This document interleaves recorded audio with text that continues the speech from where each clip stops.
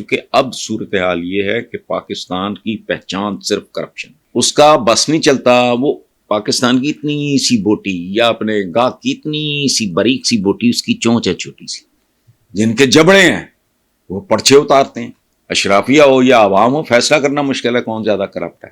پوری قوم کا کیریکٹر، پوری قوم کا ہمارا اجتماعی کردار وہ قابل فخر ہرگز نہیں. اچھا، پی ٹی آئی نے کہا ہے کہ فیض حمید کے معاملے میں سیاست نہیں کرنی چاہیے. لاسٹ آئٹم، یہ فوج کا اندرونی معاملہ ہے. تو اس بات میں تو کوئی شک شبہ ہے ہی نہیں، اسٹرکٹلی فوج کا اپنا اندرونی معاملہ ہے. اس پہ سیاست کسی کو کرنی نہیں چاہیے، بالکل نہیں. کوئی پوائنٹ سکورنگ نہیں، جو کچھ ہوگا میرٹ پہ ہوگا. سیاستدان کو آگ لگاتے تو کہتے سوائے سیاستدان کے کوئی نہیں. اب بھائی انہوں نے اپنا ہی ایک بندہ ہے، ٹرائل ہوگا، جو کچھ بھی ہوگا سارا کچھ سامنے آ جائے گا. تو یہ ممے لگتے ہیں بیچ میں، یہ کیا کر رہے ہیں؟ بالکل ٹھیک کہا ہے پی ٹی آئی نے. فیض حمید کے معاملے پہ کس قسم کی پالیٹکس، کون سی پالیٹکس؟ اس کا تعلق ہی کوئی نہیں. وہ جانے، فیض حمید صاحب جانے اور ان کا ادارہ جانے، ان کا ادارہ جانے یا وہ جانے. آپ انتظار کریں.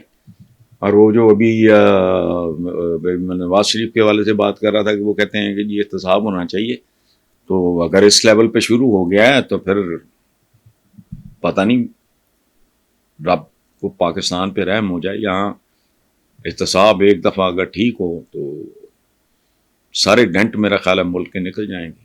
چونکہ اب صورتحال یہ ہے کہ پاکستان کی پہچان صرف کرپشن، ٹاپ ٹو ٹو.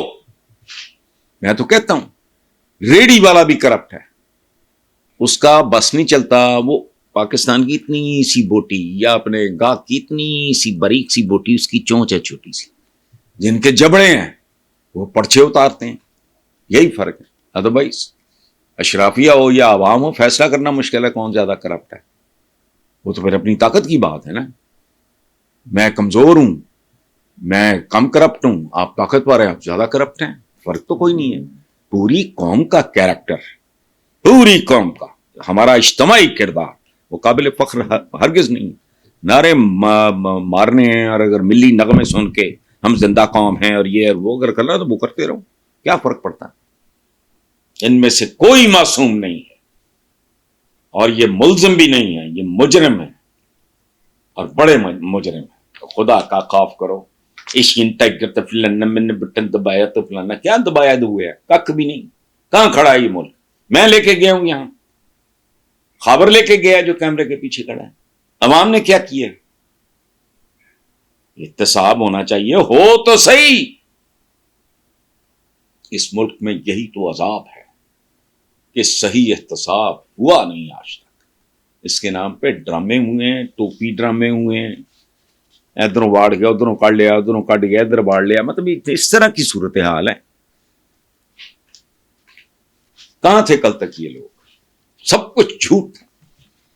تو نیب شیب کے ان بندوں کو الٹا لٹکاؤ، ایک پریسیڈنس بنے، ایک روایت بنے، ایک ٹریڈیشن نئی انٹروڈیوس کراؤ، تاکہ کل اگر کوئی وزیر اعظم یا کوئی فلانا ٹمکانا کسی سرکاری افسر کو کہتا ہے کہ یہ کرو، تو وہ صاف کہے کہ بھائی تم کسی اور سے کرا لو، میں نے نہیں کرنا، کیونکہ اس کی سزا بہت بھیانک ہوتی ہے. رواج ڈالو. فیض حمید کا سلسلہ چل رہا ہے نا، تو اس کو ذرا پھیلاؤ، لے کے آگے جاؤ. جو جتنی دیر، کمال ہے یہ. اوور نائٹ ہو گیا یہ ملک. ملک نہ بنتے ہیں راتوں رات، نہ بگڑتے ہیں. اکانومی کسی گھر کی بھی راتوں رات تباہ نہیں ہوتی. اگر مضبوط مستحکم بنیادوں پہ وہ گھرانہ کھڑا ہو، اٹ ٹیکس ٹائم. اس کا تو سمجھ ہی نہیں آئی. برف کے بلاک کی طرح اس ملک کی اکانومی پگھل گئی ہے، کوئی سر پیری کوئی نہیں. ریلیف دیں گے، کتنا دیں گے؟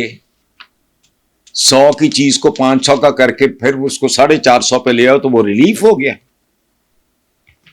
پتہ نہیں کن کو بے وقوف بنا رہے ہیں.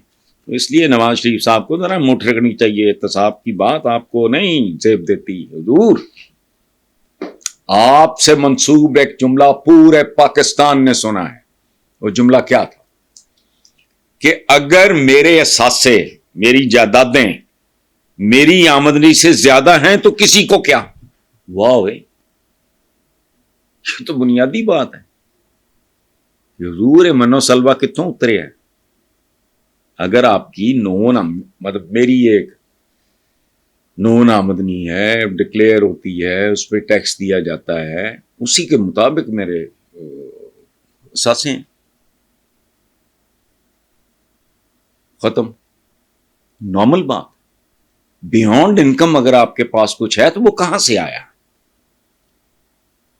بہرحال مارشل لا آؤٹ ڈیٹڈ ہے. یاد رکھیں، آخری فوجی حکمران ہمارے تھے جنرل پرویز مشرف. انہوں نے بھی مارشل لا کا لفظ استعمال نہیں کیا تھا. وہ مارشل لا ایڈمنسٹریٹر نہیں کہلائے تھے، چیف ایگزیکٹو. سمجھ آئی بات؟ یہ تو ویسے ہی گپ ہے، یہ بے بنیاد بات ہے، چونکہ اب یہ آؤٹ ڈیٹڈ ہے. دلیل میری بہت سادہ ہے. اگر اس وقت مارشل لا کا لفظ پرویز مشرف صاحب نے استعمال نہیں کیا تو اس کا مطلب ہے یہ لفظ حرام ہے. بدلتی دنیا میں چیزیں اسی طرح بدلتی ہیں. اس کو کہتے ہیں گلوبل ولیج. دنیا ایک عالمی گاؤں بن گئی ہے. میں اگر بطور پاکستانی یہاں ہم اگر گندگی آلودگی فضا میں پیدا کرتے ہیں تو ارد گرد کے لوگ بھی متاثر ہوتے ہیں. So many other things. یہ عالمی گاؤں جس گلوبل ولیج، تو اس گلوبل ولیج میں کچھ چیزیں جو آج سے 50 سال پہلے 40 سال پہلے ممکن تھیں آج ممکن نہیں ہیں، اور جو آج ممکن ہے وہ کل ممکن نہیں ہوں گی. یہ دنیا سکڑ کے ایک گاؤں بنتی جا رہی ہے، یہ یاد رکھنا. تو خواجہ آصف صاحب نے تو بہت ہی لوز بال، مطلب باجوہ صاحب سیزنڈ، جو بندہ اتنے طویل سفر سے گزر کے اس منصب پہ پہنچتا ہے، اس کو اتنا تو پتا ہوگا ڈیفینیٹلی کہ میں مارشل لا کی دھمکی دی تھی. اپنے کو لو زیوم کر لے ہونا، ممکن ہے انہوں نے کوئی اور بات کی ہو، انہوں نے اس کو اس طرح سمجھا ہو. میرا ذاتی خیال یہ ہے کہ ملک محمد احمد خان، اس نے شرافت اور نجابت کا ثبوت دیا ہے کہ باجوہ صاحب توسیع نہیں چاہتے تھے. I agree with him, not Khawaja Asif, بالکل نہیں. تو کی بات ثبوت ہے. کتنے سال حکومت کی پرویز مشرف صاحب نے؟ کبھی سنا لفظ مارشل لا کا؟ حالانکہ ان کو مجبور کیا گیا تھا. جہاز میں آرمی چیف بیٹھا اور آپ اس کو سیک کر دیں، پتہ نہیں کو بٹ صاحب لے آ کے لا دے، پتہ نہیں لنڈے تو لے آ کے وہ تارے تورے لاتے ہو، لگا سکتے تھے مارشل لا، لیکن نہیں، یہ آؤٹ ڈیٹڈ ہے. خیر.